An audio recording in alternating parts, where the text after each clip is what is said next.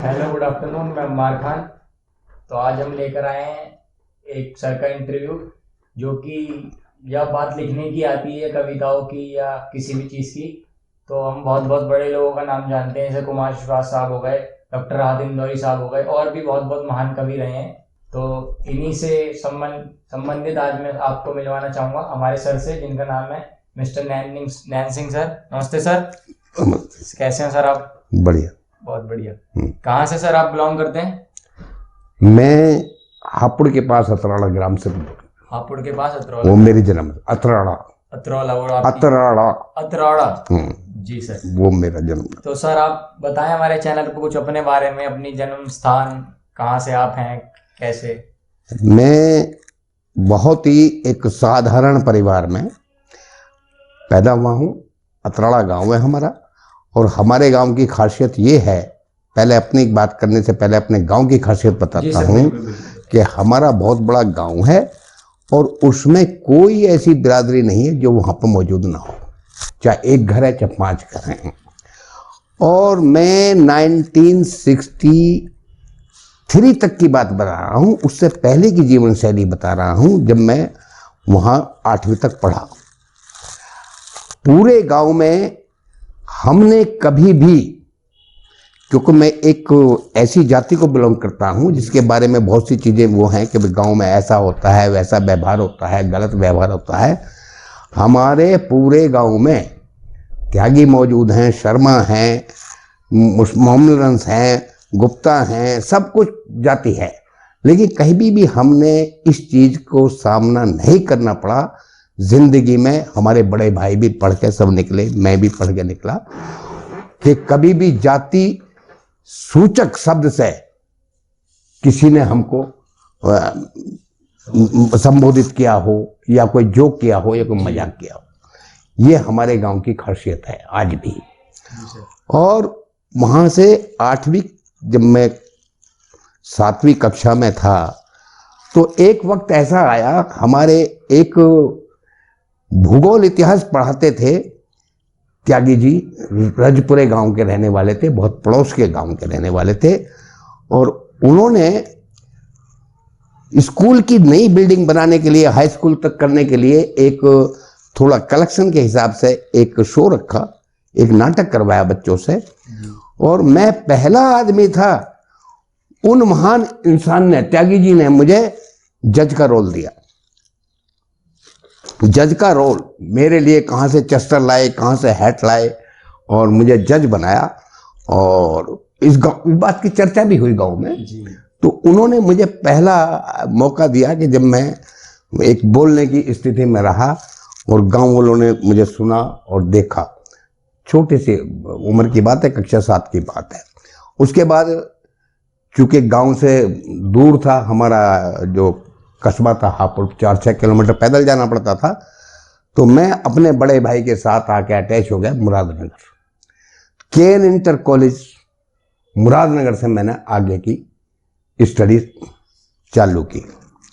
उसके बाद मैं ज़्यादा दिन घर पे बैठा भी नहीं, स्टे भी नहीं किया। पढ़ते पढ़ते मैंने एक फॉर्म भरा ऑर्डिनेंस फैक्ट्रीज में डिप्लोमा के लिए।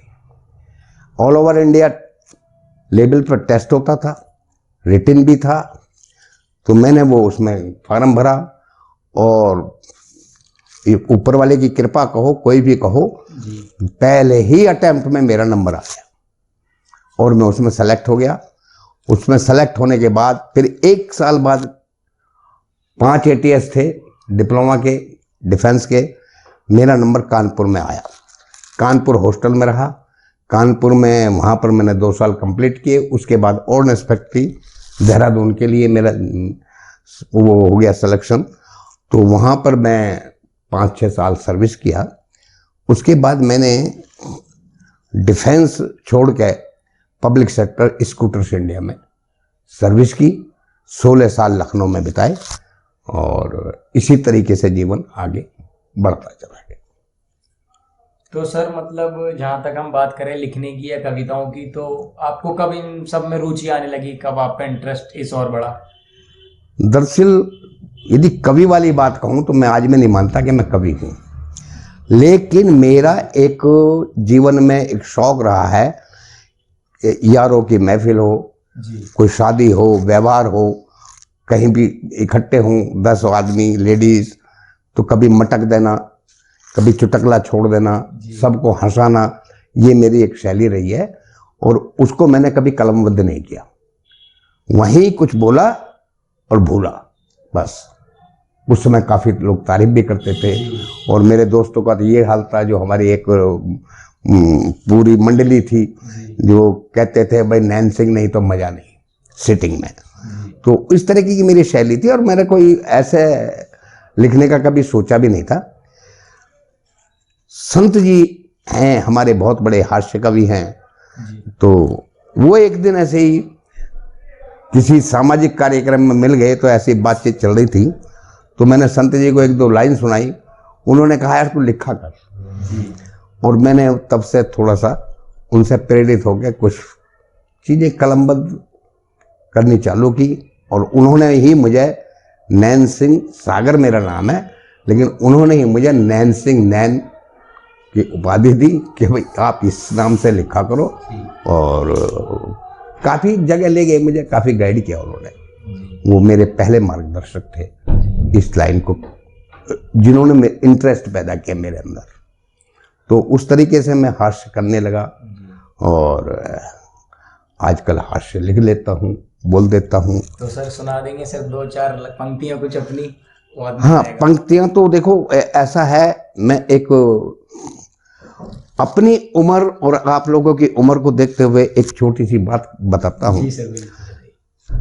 आप लोग अभी ऐसी अवस्था में हो कि लव यानी जी वो प्यार, मोहब्बत करने में, बताने में शर्माते हैं, सभी शर्माते हैं, लेकिन मैं बेशर्म होकर बता रहा हूं कि एक मोहब्बत हमें भी हुई थी। अरे सर बहुत बढ़िया। और उसका देखिए मोहब्बत किस तरह की मोहब्बत थी। जिंदगी में मिला पहला खत, मिला जिंदगी का पहला खत, लिखा था खत्म मोहब्बत। बहुत बढ़िया सर, बहुत बढ़िया। खत्म मोहब्बत, बहुत बढ़िया सर। यूं तो काबिले बर्दाश्त नहीं था पैगाम, यूं तो काबिले बर्दाश्त नहीं था पैगाम, मगर कर गए क्योंकि मोहब्बत पे नहीं लगाया था कोई इल्जाम।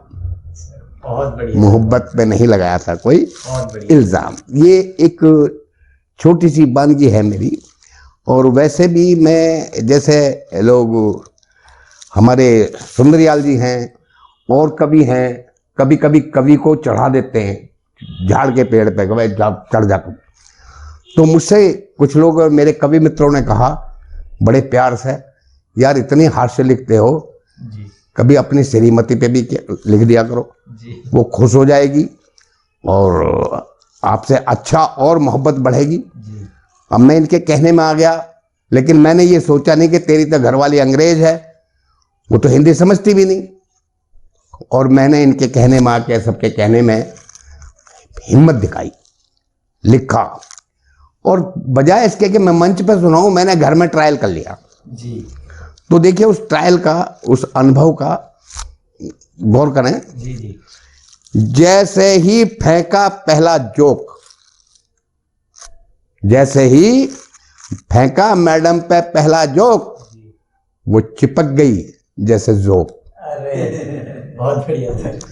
वो आ चिपकी जैसे जोक, लगी चूसने बेरोक ठोक।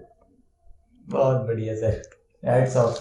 मैंने कहा हटाए से भी हटी ना, मैं हटाऊं वो हटे ही ना, हटे ही ना, हटे ही ना। मैं छुटाता छुटाता हो गया पसीना पसीना, लेकिन वो हटी ही ना। आखिर मुझे गुस्सा आया, मैंने कहा नहीं मानती तो ले चख नमक। बड़ी मुश्किल से मुंह खोला, बड़ी मुश्किल से मुंह खोली, और मुंह खोलते ही बोली दुनिया मर रही है, तू कब मरेगा। अरे सर। दुनिया मर रही है, तू कब मरेगा? मैं कहा दुनिया तुझ पे मर रही है, बहुत बड़ी गलती कर रही है। अरे सर, मगर मैं दोबारा नहीं मरूंगा। तुम क्या चाहती हो मैं पहली वाली गलती करूं?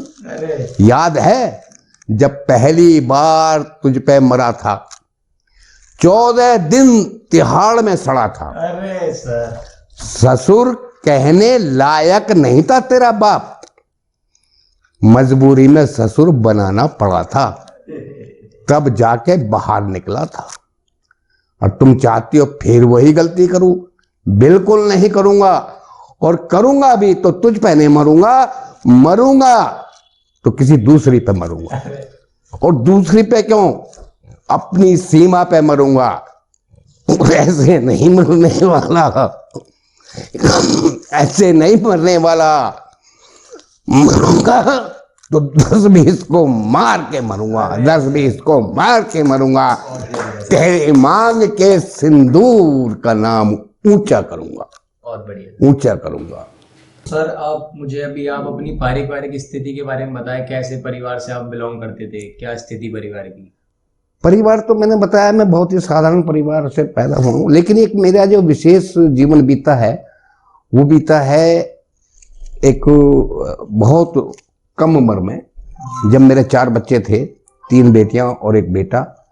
तो हमारी मैडम हमारा साथ छोड़ गई, और उसकी वजह से जो 17-18 साल संघर्ष किया हूँ, तो वो हाथ से पता नहीं कैसे निकल जाता है।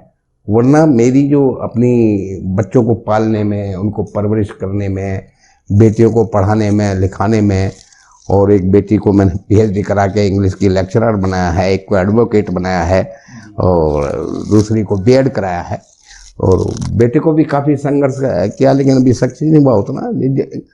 कुल मिला के इन्हीं चीज़ों में ज़िंदगी ज़्यादातर व्यस्त रही।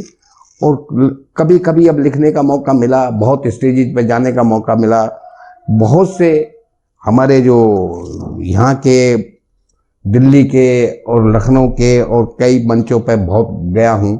बहुत बड़े कवि जिनके बराबर में हम खड़े होने लायक भी नहीं हैं, उनके साथ बोला हूँ। जैसे लक्ष्मीकांत वाजपेयी जी हैं, और नाम मेरे उतने याद नहीं रहते हैं, लेकिन बहुत लोगों के साथ रहा हूँ, बहुत मंच पे गया हूँ। तो वहाँ मुझे सबसे बड़ी बात है, सम्मान सब जगह से मिला है। और एक संस्था ने मुझे दिल्ली रत्न का सम्मान दिया, और वैसे तो सम्मान बहुत मिले, शील्ड वगैरह जो भी है। तो उस तरीके से मेरा जीवन ऐसे ही चलता रहा। मैंने कोई किताब छपवाई नहीं है जी। लेकिन मेरे पास मटेरियल है, और मैं स्टेज पे ही जाना पसंद करता हूँ, क्योंकि मैंने स्टेज पे एक्टिंग भी की है जी। मैं नाटकों में भी काम किया हूँ, कई नाटक प्ले किए मैंने। उस वजह से मेरी एक ओपन जीवन स्टाइल है। तो ऐसे ही धीरे धीरे अब समय जो है, अब तो ये मेरा 72 क्रॉस कर रहा हूँ, तो उसी तरह की दिनचर्या है। बस अब तो पोती पोतों के साथ खेलना, और आप बच्चों के साथ समय बिताना, ये करना, और कुछ ना कुछ सुना देना, ऐसी तो सर इतना सबके बाद भी आपका हाथ से ये सब चीजें सर कैसे कर लेते हैं आप? मतलब मुश्किल चीज है, लेकिन देखिए परिवार में ही हास्य होता है जी। मेरी बहू है, मैं उसको बेटी की तरह रखता हूँ। शुरू से ही मैंने कहा था तुम मेरी बेटी हो, बेटी की तरह रहो जी। तो अब देखिए बहू और ससुर का रिश्ता कितना सामाजिक स्तर पर देखा जाए तो कितना गंभीर और मर्यादा वाला रिश्ता है जी। लेकिन मैंने वहां से हास्य निकाला। जनरली बहुएं पूछ लेती हैं पापा जी आपके लिए क्या रोटी जी। मुझसे बहू ने पहली बार पूछा पापा जी आपके लिए क्या रोटी, मैंने कहा बेटी 4। तो बहू ने बना दी पूरी 4 रोटी, पतली पतली फूली फूली छोटी छोटी, बहू ने बना दी 4 रोटी। खाना खाया, बहुत टेस्ट आया, मगर कमबख्त पेट नहीं भर पाया और बहू को कुछ कह नहीं पाया। दूसरे टाइम फिर बोली पापा जी आपको क्या रोटी, हमने सोचा 2 बढ़ा दूं, हमने कहा बेटी 6। अब 6 सुनते ही बहू अंदर ही अंदर बड़बड़ाई, बुढ़ा रोज 2 बढ़ाएगा तो इतनी पतली पतली छोटी छोटी कौन घड़ पाएगा। बहू ने बना दी बड़ी बड़ी मोटी मोटी पूरी 6 रोटी। मुश्किल से 2.5 खा पाया, आधी को जबरदस्ती अंदर से। अब गाय को ढूंढने निकला तो पूरी दिल्ली गलियों में झोंकूं, गाय नहीं मिली। मैंने कहा कैसे खाऊं, बहू को बताऊंगा तो मुश्किल में पड़ जाऊंगा। सुबह ही सुबह चुप के गया, पार्क के किनारे कुत्तों को जिमाया और उन रोटियों से पीछा छुड़ाया। तो हर्ष जो है ऐसे रिश्तों में अपने परिवार में ही आज मेरे पास में निकल जाते, मिल जाते हैं। जी सर। तो सर आप हम लोगों को, युवा पीढ़ी है, मेरी उम्र के हैं और भी टीनेजर हैं, मुझसे छोटे हैं, तो क्या सर मैसेज देना चाहेंगे हमारे चैनल के जरिए आज की युवा पीढ़ी के लिए? मैं तो इस स्थिति में पहुंचा हूं, जीवन को जीने के तरीके में गंभीर से गंभीर स्थिति आ जाए, समस्या कोई भी आ जाए, रोने से वो समस्या आप हल नहीं कर सकते। यदि जिंदगी सही मायने में जीना है बच्चों, तो ये जो बचपना है इसको हंस के जियो, मेहनत करो, पुरुषार्थ करो, जो लाइन में हो उसमें काम करो, लेकिन हंसी को कायम रखो। ये जो हंसी है जी सर, यही आपको ताकत देगी। हमेशा हास्य को अपना एक रोजमर्रा की जिंदगी में खुराक की तरह इस्तेमाल। बहुत बहुत धन्यवाद सर, बहुत मजा आया आपसे मिलके।